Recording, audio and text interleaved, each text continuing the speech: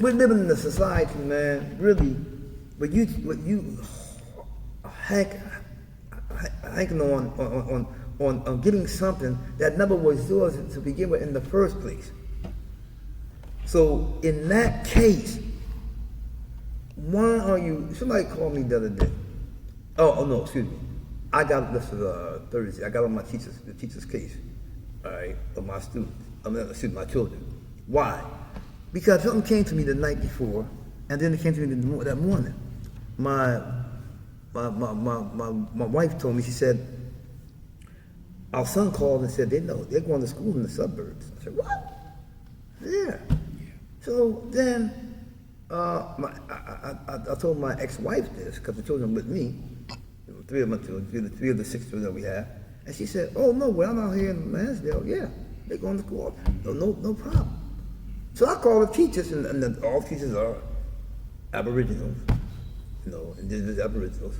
So I said, let me ask y'all a question. I said, why is it that we're in the city here and our children have to suffer? They're not even learning. I mean, the children don't even understand. They'll get no hands learning. You give the stuff to the parents. We got to work it. We got to try to understand their work, but we don't understand because no books are coming home like when I used to go to school. I said, so what is it? Well, you see, we don't have the money they have. Oh, yes, we do. I disagree with that.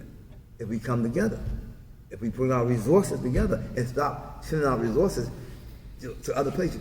When I grew up, there was mom and pop stores. Yeah. Y'all remember that? Mm-hmm. It just dawned on me. Maybe I was sleeping. But I'm going to be truthful. I'm walking through my neighborhood, and I said, there's a Chinese on the Chinese store. Yep. The Chinese own the cleaners. The Chinese got the store down here, got the hardware store. What in the world is going on here? Kick them people out. You can't go in their neighborhoods and run a business. True. So why are they dealing with the economics and nonprofit? Now, when I was in the nonprofit program, WPEDC, with Jerome Mitchell, I learned one thing. That it takes 7 times that your money has to circulate in your community before it goes out. How's our money circulating when it's going right to them and it's going to their community? We're not. We're so everybody's up right now. Trump, Biden, So that teacher asked me, "Are you going to vote?" I said, "No." He said, "Well, we fought. People died." I said, I believe what Malik al-Shabazz. What he said, Malcolm X, a.k.a. Malcolm X. He says, the Democrat Party has let you down, and the Republican Party has let you down. He said, the Democratic Party, the Republican Party is racist, and the Democrat Party is racist. He said, and the Democrat Party is more racist than the Republican Party. He said, you keep on putting them first, and they put you last. He said, we should not be voting until you establish a person that's going to represent you and what you stand for, first and foremost. So I hadn't voted, and that wasn't because I told him that that's most of my own vote too. So, but I told him I said I used to vote back before I became Muslim, and I stopped before I became Muslim because I realized what was happening, and it's the same old rhetoric. Time and time again. And how you gonna vote for somebody that he's telling you, or she's telling you, I'm the best person? He's boasting. I'm taking me. And then know that, then you're gonna start name calling down in the other person. Yeah. What kind of person are you? You don't have nothing good to say about your opponent. Your nothing good. Oh, it's too good to say something. It's too right to say something good. I gotta say all the bad, pull out all the dirt I can find, and you have spies going around. Oh, he was in a hotel with a woman and all this kind. What kind of nonsense is this? This is the kind of society we live in. This is what this. When you look at this, is this what the Creator tells us to act like? Nah, man, you can't tell me. We gotta come back. We gotta come back to the realization of what it is to be a human being and living by the laws of the Creator. Well, since you brought up politics, you got anything good to say about Trump?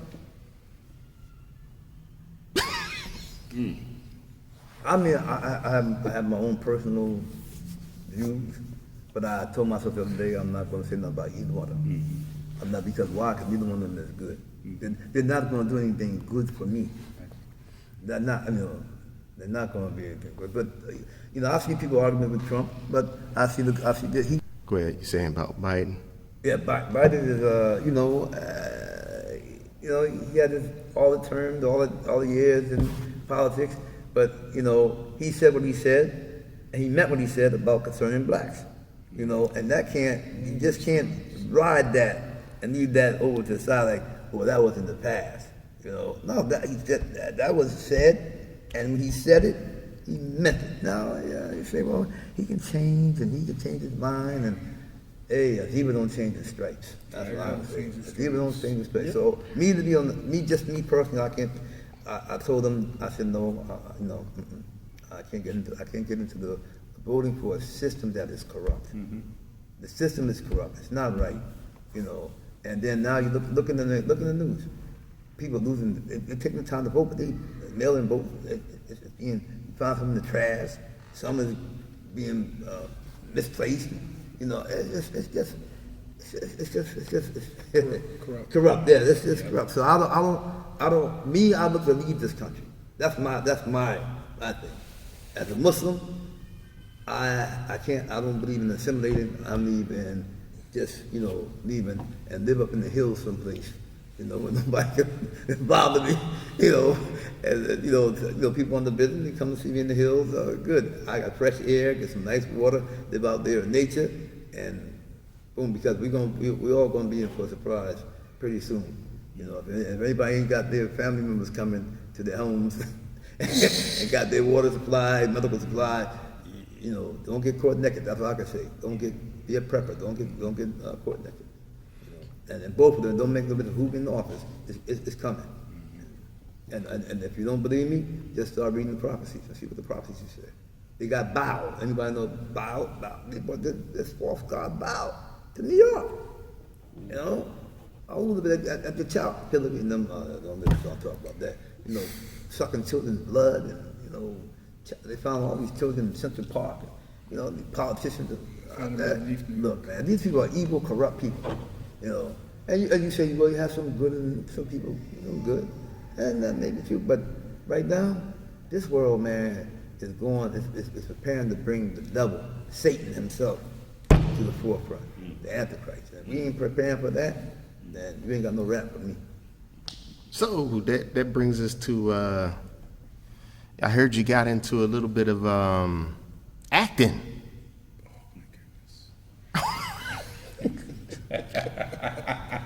I heard you got you're doing a little Showtime now.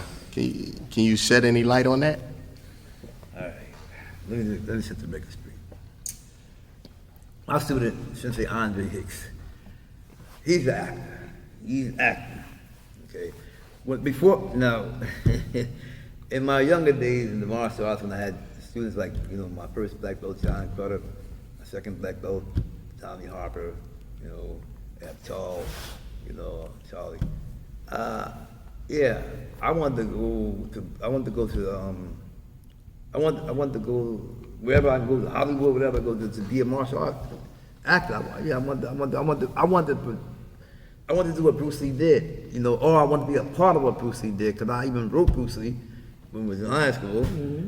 And unfortunately, they told me, well, Mr. Bruce Lee he just left for Hong Kong. I said, what?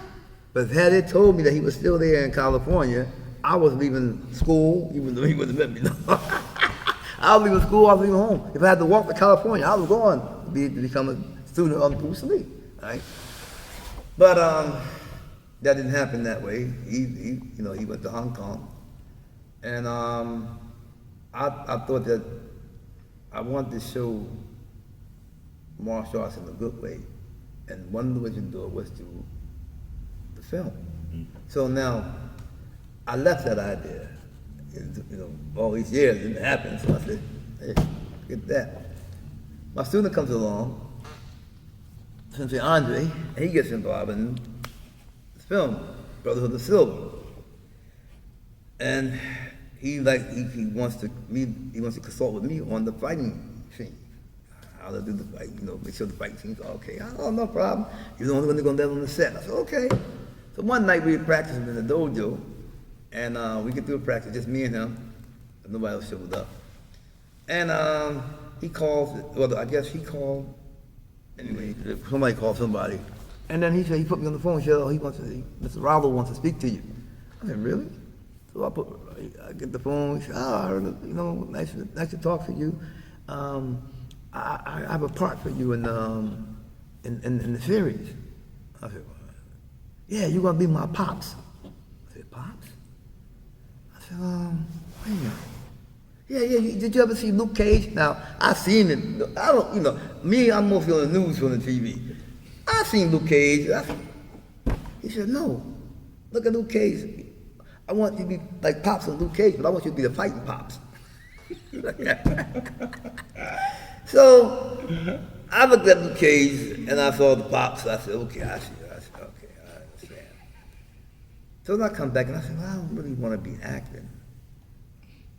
I want to be me. I want to, and I want to put St. Lucas out there for Dr. Moses Powell, so people get to, that's why I did Watch Your Back, right? Because I wanted to get St. Lucas out there. Everybody out there, they're looking at the Born Identity and all that kind of stuff. Man, they got to see St. Lucas on the film. So I thought about it. I said, you know what? Well, my children call me Pops. So that isn't my name. So yeah, I said, so yeah, okay, I can do that. There won't be no lie. I am Pops. The legend was born. Yeah, that's why, Sensei Mendes, our students, our children, that's the children from the 90s. That's what they call me, Pops.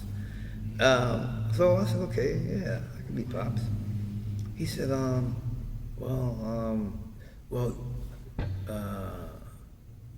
see that you're Muslim. I said, well, you'll be a Muslim activist. I said, well, I can do that too, because I was that. I was that back, for the model city neighborhood in my community. I said, yeah. So no, okay, no problem. So then I had to put down some rules and regulations. I'm not touching no women. I ain't, I'm not, no love interest and none of that kind of stuff. No, I'm a Muslim. If I can, give dawah that way, give an invitation that people see what, a sincere, striving, practicing Muslim can be, I said, oh, that's good. I'm with that. I said, all that, stuff that that I see other people doing, I can't do it, right? So, he really allowed me, even with the name, somebody came with some kind of crazy name. Oh, that name they gave me, Dawood. I don't know, that name came like I was from Polish. I said, that ain't me. Yeah, They you said, got the name. Yeah. Paul something. Yeah, I said, whoa, hold up. So one night when I brought Antonio Fargas here to one of my events, and Mr. Raul Robinson came out. Huggy Bear. Yeah, he enjoyed it. He said, I get to be. I said, yeah, I'm going to do it. I'm bringing you together with Huggy Bear. So we brought them together. So I was walking into his car, and I told him, I said, that name. I said, I changed the name.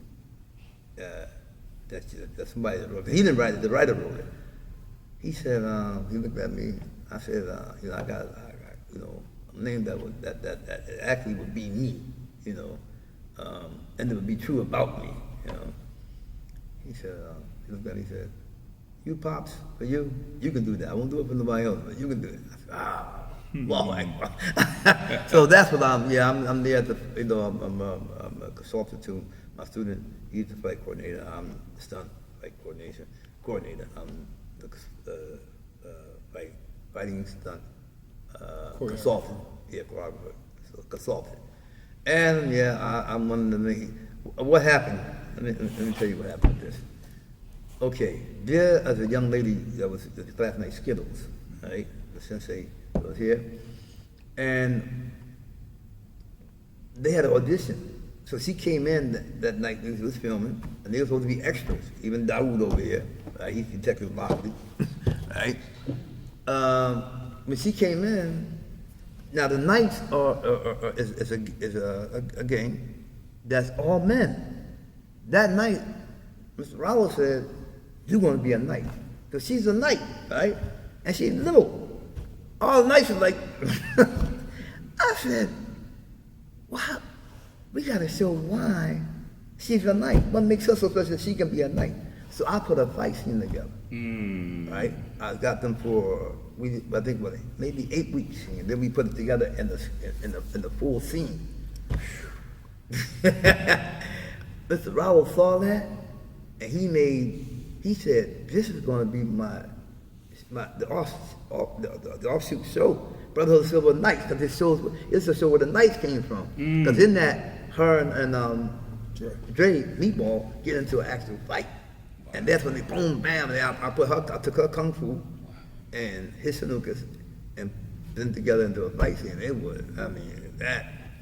Can't wait to see it. So when he saw that, he was impressed. So that's how Brother of Silver Knights come. And in Brother of Silver Knights, I'm Pops because, Meatball had to come to me to get training when he was young, and I'm the one. But he's a rogue now. He's killing people and going crazy.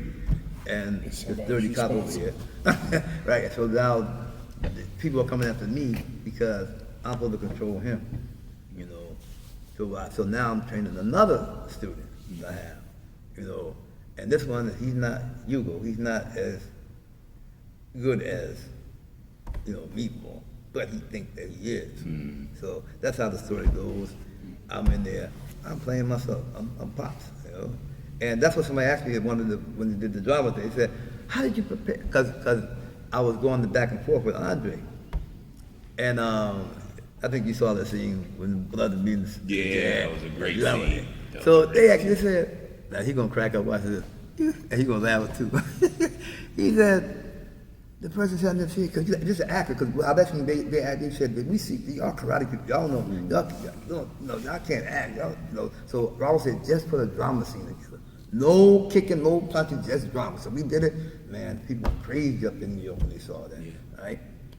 So I'm sitting on the panel, and the one of the lead actors, and Brother, so he said, How did you prepare for such a scene?